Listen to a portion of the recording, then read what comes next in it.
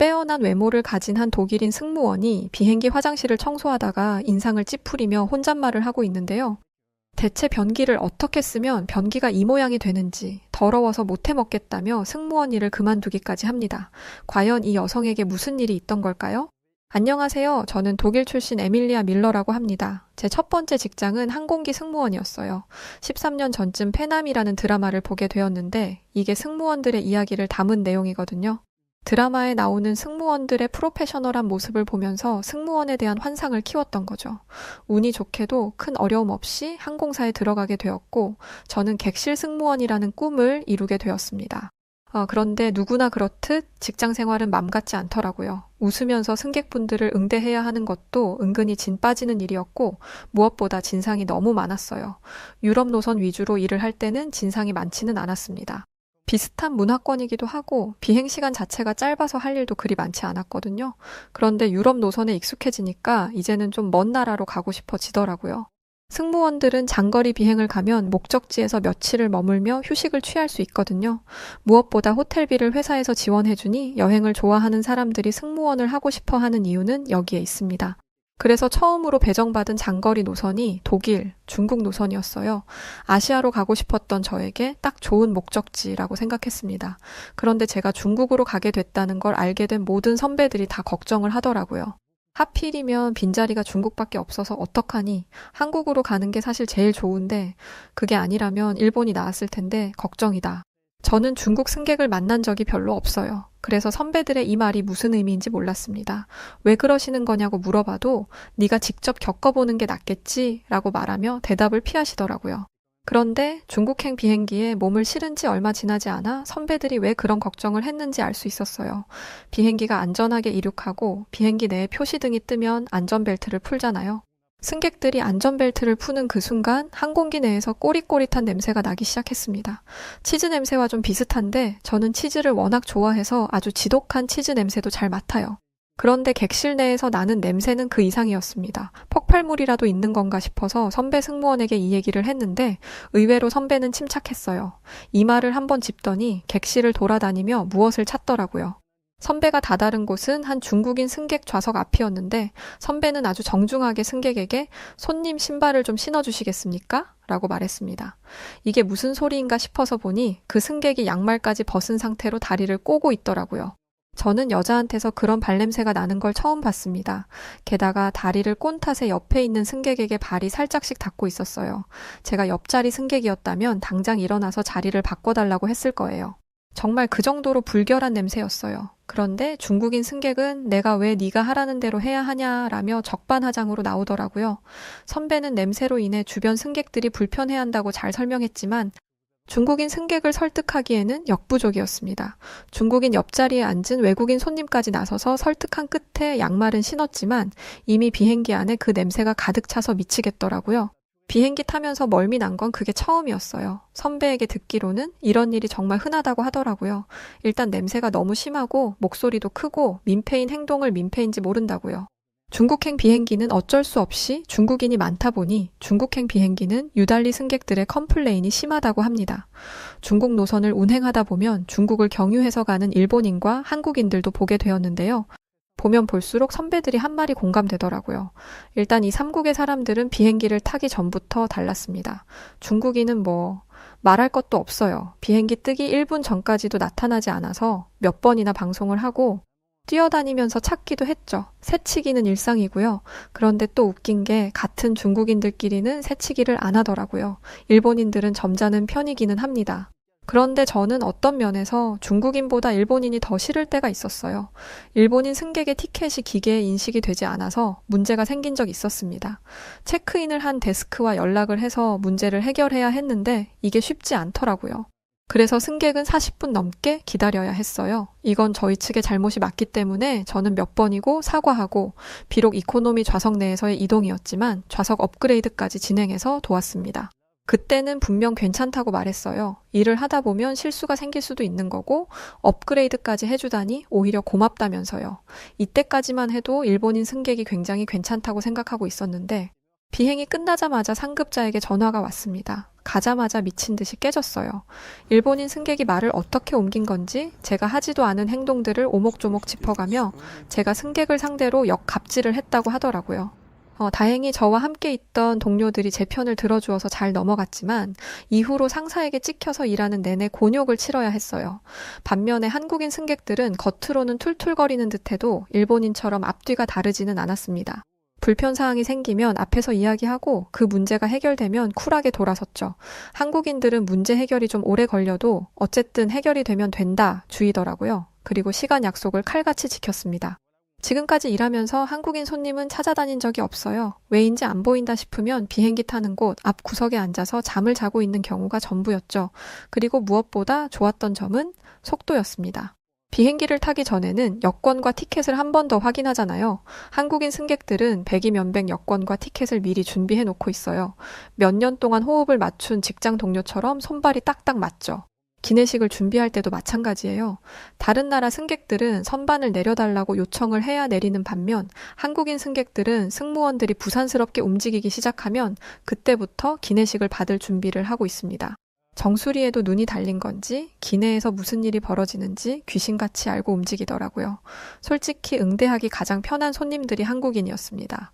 그래서 한국행 노선으로 스케줄을 바꾸거나 아니면 다시 유럽 노선으로 가고 싶었어요. 어느 정도로 간절했냐면 이게 안 되면 일을 그만두겠다고 생각할 정도였죠. 오랫동안 꾼 꿈을 포기하고 싶을 만큼 중국 노선이 정말 힘들었기 때문이었어요. 그런데 한국행 노선은 이미 꽉 차 있었고 한국 노선을 포기하고 싶어 하는 승무원들은 없더라고요. 그래서 그냥 그만둬 버렸습니다. 중국인들이 사용한 화장실을 청소하다가 다짐했어요. 대체 변기를 어떻게 쓰면 변기가 이 모양이 되는지 더러워서 못해 먹겠더라고요. 자세한 내용은 굳이 말하지 않을게요. 정말 비위상하거든요. 저는 승무원 일을 그만두고 다른 일을 찾아다니기 시작했습니다. 그래서 독일로 돌아가 아르바이트를 시작했어요. 그런데 길이 잘 보이지 않더라고요. 그래서 스페인으로 떠났습니다. 스페인 언어를 배우고 싶기도 했고 같은 유럽이지만 스페인은 그들만의 독특한 문화가 있거든요. 그런데 제 예상과 달리 스페인에서의 생활은 정말 쉽지 않았습니다. 소매치기가 프랑스보다 심하더라고요. 독일은 유럽에서도 치안이 좋은 편이라 소매치기를 당해본 적이 없는데 스페인에서 몇 번 털리고 나니 소매치기, 노이로제에 걸릴 정도였어요. 그러니까 당연히 사람이 예민해지더라고요. 그런데 이건 저를 힘들게 했던 요소들 중 극히 일부분일 뿐이에요. 요즘 스페인에서 외국인 관광객들을 향한 테러가 이어지고 있다는 걸 알고 계시나요? 관광객들에게 너네 나라로 돌아가라라며 물총을 쏘고 욕설을 하는 경우가 많아졌다고 하더라고요. 이건 최근에만 있었던 일이 아닙니다. 예전부터 외국인에 대한 혐오가 있었어요. 같은 유럽 국가 사람인데도 말이죠. 그리고 이 혐오는 저에게도 적용되었습니다. 일을 마치고 집으로 돌아가는데 웬 남자 4명이 제 앞에 나타나서는 대뜸 돈을 내놓으라고 하더라고요. 저는 현금을 가지고 다니지 않아서 줄 돈이 없다고 했죠. 그러자 남자들은 저를 둘러싸고 큰 소리로 위협을 하기 시작했습니다. 저는 그제야 이 남자들의 목적은 돈이 아니라 그저 나를 겁주고 괴롭히려는 거였구나 라는 걸 깨달았죠. 도망가고 싶었지만 덩치가 산만한 남자들에게 둘러싸여 있으니 도망도 못 가겠더라고요. 저는 큰 소리로 주변에 있는 사람들에게 소리쳤습니다. 저는 관광객이 아니에요. 여기서 일하는 사람이라고요. 하지만 아무도 저를 도와주지 않았어요. 사람이 없던 인적 드문 도로도 아니었습니다. 제 앞에는 음식점과 카페가 있었고 제 옆을 스쳐 지나가는 사람들도 있었어요. 그런데 전부 이 악물고 저를 못 본 척 하더라고요. 외국인 여성이 험한 일을 당했다는 기사를 얼마 전에 본 터라 두려움이 몰려오기 시작했습니다. 그런데 그때 괴한들보다 키가 한 뼘 이상 작아 보이는 동양인 남자 2명이 나타났어요. 중국 노선을 몇 개월 동안 다녔던 경험으로 볼 때 한국인이 분명했습니다. 그 한국인 남성 2명은 큰 소리를 내며 그 괴한들을 밀어내기 시작했습니다. 제 키가 173인데 저보다 조금 커 보이는 걸 보니 175 혹은 176 정도는 되는 것 같더라고요. 반면에 그 괴한들은 190은 거뜬히 넘어 보였어요. 저는 이 두 한국인이 큰 일을 당할 거라 생각했습니다. 저는 여전히 그렇다 쳐도 같은 남자에게는 주먹질이라도 할 수 있잖아요. 게다가 그들은 혐오의 대상인 관광객이었거든요. 그런데 놀랍게도 190이 넘는 거구의 남자 4명은 자신들보다 15cm 이상 작은 한국인 남자 2명에게 처참히 깨지고 도망치듯 떠났습니다. 괴한이 남자들을 밀치려고 손을 내밀었는데 한국인 중 한 명이 괴한의 손목을 잡고 비틀어 버렸어요. 그 커다란 사람이 악소리 한 번 내고 자리에 주저앉더라고요. 이 모습을 본 일행은 주먹을 축혀 세우자 다른 한국인 한 명은 거구의 벨트를 잡고 들어 올려버렸습니다. 당연히 그 자리에 주저앉았죠? 이런 식으로 큰 동작 한 번 없이 4명을 해치워버린 거였습니다. 진짜 고수는 불필요한 동작을 하지 않는다고 하잖아요. 2명의 한국인에게서 그런 내공이 느껴졌어요. 더 이상 건들면 큰일 나겠다 싶더라고요. 괴한들이 떠나는 걸 보니 안심이 돼서 다리에 힘이 풀려버렸습니다. 한국인들은 곧바로 저를 부축하며 일으켰어요. 그리고 괴한들이 떠나자 식당에서 저를 흘끔흘끔 보던 유럽 남자들도 다가오더라고요. 괜찮아요, 아가씨? 라며 유럽 남자들이 다가오는데 인중을 확 잡아 뜯어버리고 싶더라고요. 자기한테 불똥 튈까봐 모르는 척하고 있을 때는 언제고 걱정하는 척이라니. 게다가 그 유럽 남자는 가시는 곳까지 바래다 드릴게요 라고 말하는 한국 남자분들을 밀어내며 아시안을 어떻게 믿겠어요. 가실 거면 저랑 가는 게 낫죠. 자, 제 손을 잡으세요 라고 말했습니다.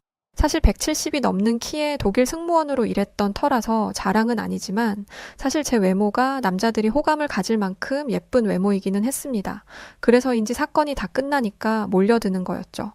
유럽 남자는 대체 자기가 한국 남자보다 나을 거라는 그 자신감은 대체 어디서 나오는 건지 저는 유럽 남자의 손을 확 밀치면서 대답했어요.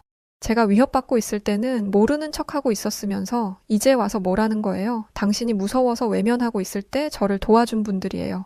당신이 무시할 만한 사람이 아니라고요. 이 2분과 같은 용기도 없으면서 인종 하나 믿고 거들먹거리는 꼴이라니 정말 역겨워서 못 봐주겠네요. 이렇게 말하니 얼굴이 새빨개져서는 도망가더라고요. 저는 그 한국인 남성분들에게 고개 숙여 감사 인사를 전했습니다. 정말 감사합니다. 2분이 아니었으면 큰 일을 당했을 수도 있어요. 그러자 2분은 당연히 해야 할 일을 했다면서 제가 괜찮으면 숙소까지 데려다 준다고 하셨어요. 저는 2분의 세심한 배려에 감동했습니다. 그 괴한들이 숨어 있다가 어디선가 튀어나올 수도 있는 거니까요. 저희는 숙소에 가는 동안 이런저런 이야기를 했습니다. 2분 중 한 분은 스페인에서 가이드를 하고 계셨는데 여러 나라를 다녔다고 하시더라고요. 제가 세계 곳곳을 돌아다녔지만 한국처럼 안전한 나라가 없더라고요. 한국에서는 저렇게 누군가에게 위협을 당하는 경우가 없어요. 그런데 해외 나와 보니까 저런 건 아주 일상이더라고요. 특히 스페인도 여성분들에게는 안전한 나라가 아닌 것 같아요. 여기에 얼마나 더 머물지 모르겠지만 꼭 몸 조심하세요. 해가 중천에 떠 있는데도 불구하고 아무렇지 않게 타인을 위협하던 괴한들, 위험에 빠져 있는 사람을 보고도 모르는 척하던 사람들, 그들과 대조되는 용기를 보여준 한국인들, 저는 이들의 모습을 비교해보며 한국으로 가야겠다 다짐했습니다. 무슨 일을 해야 하는지 정해지지는 않았지만 왜인지 모르게 한국으로 가면 어떤 길을 가야 하는지 찾을 수 있을 것 같았거든요. 그렇게 시간이 한참 흐르고 난 어느 날 저는 비로소 한국을 가는 비행기에 올랐습니다. 한국에서 어떤 경험을 하게 될지 몰랐고 기대 반, 두려움 반, 온갖 마음들이 뒤섞여 있었어요. 부푼 마음을 가지고 한국에 오기는 했지만 큰 기대는 하지 않으려고 노력했습니다. 물론 지금까지 제가 경험했던 한국은 너무나 좋은 나라였어요. 하지만 실제로 보는 건 다를 수도 있고 제가 만난 한국인들처럼 친절한 사람들만 있는 건 아닐 수도 있잖아요. 기대한 만큼 실망감도 크다는 걸 스페인에서 경험했기 때문에 의도적으로 한국에 대해 기대를 안 하려고 했는데 한국에 도착하자마자 이런 다짐은 산산조각 나버렸습니다. 저는 한국이 마치 미래도시인 것처럼 느껴졌어요. 대부분의 유럽 국가는 과거의 흔적을 유지하는 걸 매우 중요하게 생각하기 때문에 아주 오래전에 지은 건물들이 그대로 있습니다. 그래서 오래된 도시라는 느낌이 강해요. 반면에 독일은 전쟁 때문에 대부분의 건물들이 사라져서 다른 유럽 국가와 달리 새로 지은 건물들이 많기는 합니다만 최신식이라는 느낌은 없습니다. 그런데 한국은 공항부터 최첨단, 최신식이더라고요. 저는 위, 아래로 연결되는 에스컬레이터만 타봤지 평지에서의 이동을 편하게 만들어주는 무빙워크라는 걸 들어본 적이 없습니다. 그리고 공항 곳곳에는 안내 로봇이 돌아다니고 있었고 공항의 한쪽 벽면을 LED로 꾸며서 영상을 틀어주기도 하더라고요. 독일 건물은 깨끗하긴 하지만 이런 느낌은 아니에요. 차갑고 딱딱하기만 하지 디자인적으로도 별 볼 일 없어 보이는 게 사실입니다. 그런데 한국은 건물의 디자인 자체도 남다르더라고요. 이런 놀라움은 서울로 가까워질수록 점점 더 커져갔습니다. 길쭉길쭉 솟은 건물과 곡선과 직선을 적절히 섞은 엄청난 디자인을 보니 한국의 건축 기술마저도 감탄하게 되더라고요. 사실 저희 아버지가 건축 쪽 일을 하시는데 단순히 네모난 건물을 만드는 건 쉽지만 다양한 형태를 구사하는 건 엄청난 기술력이 요구된다고 들었어요. 아무리 멋들어진 건물 외관을 디자인해도 만들 수가 없으면 말짱 도루묵이라 기술 좋은 업체를 찾는 게 건축에서는 무엇보다 중요하다고 말이죠. 그런 면에서 한국의 건축 기술은 비전문가인 제 입장에서 봐도 대단하다는 것을 알 수 있었습니다. 게다가 삼성역 코엑스 미디어 아트 광장이라는 곳을 지나치게 되었는데 웬 건물 외관에서 호랑이가 튀어나오고 있는 거예요. 저는 깜짝 놀라서 숨을 쉬는 것까지 잊을 정도였습니다. 자세히 보니 그래픽으로 표현한 거더라고요. 그런데 그냥 영상을 틀어놓는 게 아니라 3D 기법을 이용해서 사물이 건물 밖으로 튀어나오는 효과를 준 거였어요. 저는 5개 광고에 이런 신식 기술이 들어갈 수 있다는 걸 처음 알았습니다. 가만 보니 저 같은 외국인 관광객들은 전부 핸드폰 카메라를 켜서 그 장면을 찍고 있더라고요. 하지만 한국인들은 이런 것들이 익숙하다는 듯 자기 갈 길 가고 있었습니다. 저는 신식 문명에 많이 노출된 사람들과 아닌 사람들의 차이를 여기서 느낄 수 있었어요. 아주 나중 일이지만 한국에서 친해진 한국인 친구와 이 얘기를 나눈 적이 있었어요. 그 친구들은 한국의 이런 모습이 얼마나 대단한 건지 잘 모르더라고요. 오히려 유럽의 앤틱한 느낌이 더 부럽다고 하던데 저는 한국의 발전된 모습을 그저 그런 것으로 생각하는 모습이 너무 답답합니다. 유럽인들이 엘리베이터도 없는 5층짜리 건물을 오르락 내리락 거릴 때 한국인들은 에어컨 나오는 엘리베이터에서 편하게 다니잖아요. 시스템 에어컨, 보일러가 들어온 곳에서 사시사철 쾌적한 생활을 할 수 있고요. 도시도 깨끗하고 깨진 보도블록은 그때그때 교체가 되어 안전하기까지 합니다. 저는 부디 한국인 분들이 발전된 도시 모습에 자부심을 가지면 좋겠어요. 왜 외국인들은 서울을 신기해하는 거야? 라고 묻는다면 저는 여기에 대한 답이 되는 수백 가지의 대답을 가지고 있거든요. 조금 흥분했던 것 같네요. 다시 처음 한국에 왔던 때로 돌아가서 이야기해 보겠습니다. 한국에 와서 가장 주의 깊게 보았던 건 스페인에서 만났던 한국인 남성분에게 들었던 치안이었어요. 치안에 관한 건 두고 볼 것도 없겠더라고요. 해가 다 진 깜깜한 밤에 교복 입은 어린 소녀들이 길거리를 돌아다니는 것만 봐도 말 다 했죠. 해가 지면 길거리에 있는 모든 불은 다 꺼버리는 유럽과 달리 한국의 밤거리는 밝았습니다. 그런데 거리가 밝다고 해서 모든 위험이 사라지는 건 아니에요. 과거에 뉴욕을 갔을 때 뉴욕도 한국처럼 밤이 밝았지만 위험한 건 매 한 가지였거든요. 곳곳에 노숙자가 누워있고 마약을 한 사람들이 뒷골목에 넘쳐나니까 어련하죠. 그런데 한국은 골목골목에 CCTV가 설치되어 있었고 불황자도 보이지 않았습니다. 저는 밤늦도록 혼자 밖에 있었지만 단 한 번도 위험하다는 느낌을 받지 않았어요. 밤에 혼자서 차도 아니고 걸어서 이동한다? 제 평생 상상도 못 해본 일이에요. 게다가 한국은 도어락이 무엇보다 편리하더라고요. 독일도 그렇고 유럽 대부분의 국가는 아직도 열쇠를 사용합니다. 열쇠를 사용하는 것도 굉장히 불편해요. 넣어서 냅다 돌리는 게 아니라 열쇠를 구멍에 넣은 상태에서 살짝 뺀 뒤에 열쇠를 살살 돌려야 덜컥하는 소리가 나고 그 상태에서 오른쪽 혹은 왼쪽으로 몇 번 돌려야 문이 열리죠. 너무 불편하지 않나요? 보안 때문에 이런 복잡한 열쇠를 만들었다고 하는데 복잡하다 보니 열쇠를 한번 잃어버리면 문을 뜯어버려야 할 수도 있어요. 열쇠공을 부르는데 돈이 드는 건 당연한 일이고요. 그런데 도어락은 그런 게 없었습니다. 사실 처음에는 도어락이 열쇠보다 안전하지 않다는 생각을 하기도 했어요. 그런데 절대 안 열리더라고요. 그리고 한국에서는 유럽에서처럼 도둑이 들 걱정을 하지 않아도 되잖아요. 그래서 이 정도만 해도 충분하다는 생각이 들었습니다. 그중 하나가 보안이었는데요. 아주머니가 대뜸 오시더니 오늘 오후에 사람이 왔다 갈 거라고 하시더라고요. 무슨 일인가 했는데 집 앞에 보안용 안전 도어록을 설치하는 것이었습니다. 저는 CCTV 같은 거인 줄 알았는데 그건 이미 건물층마다 있었어요. 아주머니가 말씀하신 건 저희 집 현관 앞에 설치해서 사람이 오고 가는 걸 확인하는 기계였습니다. 핸드폰에 연동이 돼서 언제 이 집의 문이 열리고 닫혔는지 확인이 가능하고 마이크도 가능해서 침입자에게 경고를 하는 것도 가능하더라고요. 아이고, 아가씨, 혼자 사는데 안전만큼 중요한 게 어디 또 있겠어? 한국에 있는 동안은 안전하게 지내야지. 주기적으로 검사해 줄 테니까 안심하면서 지내요. 이런 걸 설치해 주신다고 해서 월세가 높아지는 것도 아니었어요. 사장님은 정말 자신의 세입자들의 안전을 위해서 신경을 써주신 거였습니다. 자기 딸도 아니고 손녀도 아닌데 어떻게 이런 섬세한 배려를 할 수 있다는 말이죠. 저는 다른 사람을 위하는 사장님의 따뜻한 마음에 감동받았고 스페인에서 저를 도와주었던 한국인 남성 두 분을 떠올리게 되었어요. 그 사람들처럼 친절한 사람이 없으면 어떻게 하지? 라고 걱정했던 게 무색하게 저는 한국에 있는 동안 친절한 사람들만 만났답니다. 소매치기와 도둑, 강도가 들끓는 유럽에서도 이런 관심은 받아본 적이 없었어요. 사건이 생기면 그러게 네가 조심했었어야지. 여기에 도둑 많은 거 너도 알고 있었잖아? 라는 말만 안 하면 다행이죠. 게다가 제가 살던 건물 입구는 비밀번호를 쳐야만 들어올 수 있는 곳이에요.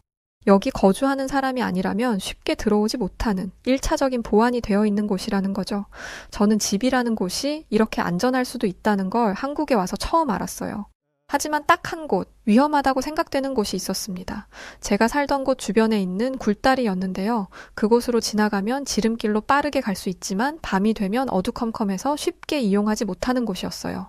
그런데 얼마 전부터 그곳을 공사하기 시작하더라고요. 뭘 공사하는지는 모르겠지만 최소한 몇 개월은 걸릴 거라고 생각했습니다. 제가 살던 곳에서는 그렇거든요. 그런데 일주일 만에 공사가 마무리되더라고요. 역시 빨리빨리의 민족. 저는 어떤 공사를 한 건지 궁금해서 굴다리로 찾아갔습니다. 공사를 통해 변한 굴다리 내부의 모습은 정말이지 놀라운 수준이었어요. 굴다리 곳곳에 조명이 설치되었고 우중충했던 콘크리트 벽면은 알록달록한 타일들로 꾸며져 있었습니다. 스피커도 설치가 되어 있었는데 음악까지 나오더라고요. 굴다리에 들어가면 소음이 차단되면서 갑자기 무서운 기분이 드는데 잔잔한 음악 소리도 나오니까 이게 전혀 무섭게 느껴지지 않았습니다. 오히려 잘 정돈된 산책로처럼 느껴졌어요. 게다가 이렇게 밝게 만들어 놓으니 이 굴다리의 존재를 모르던 사람들도 굴다리를 이용하게 되더라고요. 이용하는 사람들이 많아지면 위험성이 줄어드는 건 당연한 이치이고 저는 공사 이후로 매일같이 굴다리를 이용했습니다. 저는 이미 안전으로는 세계 1위 수준인 한국이 여기서 만족하지 않고 더욱 안전한 나라를 만들기 위해 노력한다는 것은 세계 모든 나라가 보고 배워야 하는 모습이라고 생각해요. 위험하다는 걸 알면서도 그 위험을 시민들이 감당하게 만드는 건 너무 무책임하잖아요. 저는 독일에 살고 있는 가족들에게 여자라면 무조건 한국에 와서 살아야 한다고 입이 마르도록 자랑하기 시작했습니다. 그리고 한국에서 살아야겠다고 다짐했어요. 그래서 한국에 있는 어학당을 다니며 한국어를 배우기 시작했죠. 그런데 제가 대뜸 한국에서 산다고 선언을 하니 부모님의 반대가 심했어요. 당연하죠. 스페인은 가까우니까 그렇다 쳐도 한국은 너무 먼 나라잖아요. 제가 안전한 나라라고 아무리 말해도 부모님은 제 말을 쉽게 믿지 못하셨습니다. 그도 그럴 게 부모님 입장에서는 한국의 모습이 판타지 소설 속에서나 나올 이야기거든요. 그래서 저는 가족들을 설득하기 위해 가족들을 한국으로 초대했습니다. 가족들은 한국의 선진화된 모습에 감탄을 금치 못했고 건축일에 종사하시는 아버지는 제 예상대로 서울 도심을 돌아다닐 때마다 판타스틱을 연신 외치셨어요. 어머니는 삼겹살과 소주의 매력에 푹 빠지셨죠. 특히 쌈장이 마음에 드셨나 봐요. 짭조름하면서도 달달하고 맵지도 않은 그 맛에 감탄하며 나중에는 쌈장만 퍼드실 정도였습니다. 독일로 돌아가시기 전에 쌈장을 잔뜩 사드리겠다고 말씀드린 뒤에야 어머니는 안심을 하셨어요. 부모님은 고기를 이렇게 건강하게 먹을 수 있는 방법이 있을 줄은 몰랐다며 상추 위에 고기를 올리고 파절이와 쌈장을 올려 드셨습니다. 독일인들은 고기로 소시지를 만들 궁리나 하지 이렇게 건강하게 요리를 즐길 수 있는 방법은 찾지 않아 건강 때문에 채식주의자가 된 사람들도 있다는데 그런 사람들에게 이런 음식을 알려주면 아마 바로 채식을 그만둘 거다. 이게 말이나 되니? 야채를 함께 먹을 수 있는 요리가 있다는 게? 서방 국가에서는 야채를 함께 먹을 수 있는 요리가 많지 않아요. 그래서 음식을 먹기 전에 샐러드를 먹는 거예요. 하지만 야채를 싫어하면 샐러드를 안 먹게 되죠. 하지만 한국처럼 나물이나 쌈을 통해 야채와 채소를 먹으면 채소를 싫어하는 사람도 부담 없이 건강한 식사를 할 수 있잖아요. 무엇보다 매우 맛있고 말이죠. 부모님은 한국에 있는 내내 한식의 매력에 푹 빠지셨어요. 그래서 독일로 돌아가시기 전 한국 마트를 싹 털어서 한국 양념을 가져가시기도 했습니다. 가자마자 한식을 만들어서 드시기 시작하셨는데 어머니는 그 먼 독일에서 한식 요리사 자격증을 준비하고 계시더라고요. 이러다가 한식당을 오픈하는 건 아닌지 모르겠어요. 하지만 딸이 혼자 살아야 하는 곳이 안전하지 못하다면 음식이 맛이 있는 게 무슨 소용이겠어요. 저는 아무래도 걱정이 된다는 부모님을 모시고 저희 집으로 향했습니다. 그리고 집주인 아주머니가 달아주신 스마트 안전도어록을 작동하는 걸 보여드리며 부모님을 안심시켰어요. 그리고 밤늦은 시간에도 여유롭게 거리를 활보하는 사람들을 보여주며 한국의 길거리가 얼마나 안심되고 안전한 곳인지를 직접 느낄 수 있게 했죠. 결과적으로 부모님은 안심하고 독일로 돌아가셨습니다. 이렇게 안전한 나라라면 제 동생인 아리아도 한국으로 보내는 게 낫겠다면서 말이죠. 저는 부모님의 허락 아래 한국에서 머물며 한국어 공부를 했고 현재는 어학원에서 강사로 일하고 있어요. 최근엔 저희 학원에 오는 사람들의 국적이 점점 다양해지고 있고, 오게 되는 계기도 다양해지고 있어요. 그만큼 한국의 위상이 점점 높아지고 있다는 거겠죠?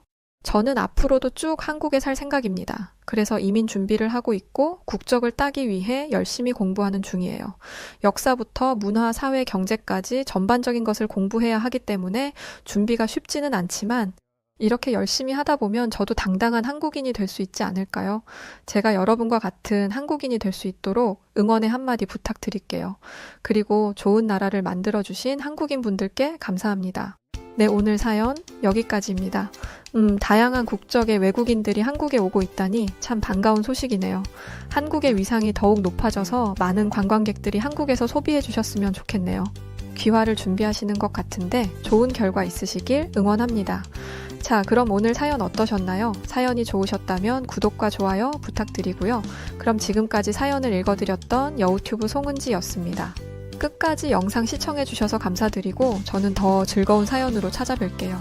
그럼 우리 구독자 여러분들 모두 고맙고 늘 사랑합니다. 당신만의 여